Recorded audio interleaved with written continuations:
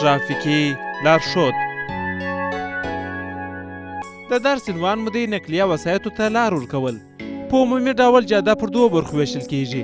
نیمه جاده یو طرف وسایطو ته ورکول کیږي او دا پاته نیمه جاده د بل طرف وسایطو ته ورکول کیږي. اوس نو که چیرې زما پر لاس باندې یو موټر تخنیکي عوارض ولري یا خرابي یا مخ ته جاده خرابي، نو زه نسم کولی چې د بل طرف د وسایطو لاس ته ور واوړم.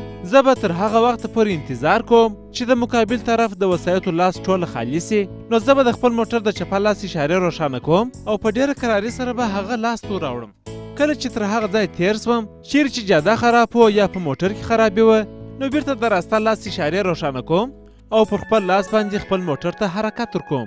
نو که چیرې زه په دې وخت کې د احتیاط څخه کار وانخلم یا پر مقابل وسایطو باندې یو دم راووځم، نو ټوله مسؤلیت زما دی، ولې چې زه د بل چا لاس ته راوښتی یم او ټکر مې کړی دی. دا پیغام تاسو ته د شاه موبلاین شرکت لخوا وړاندې سو. شاه د اعتبار وړ نوم.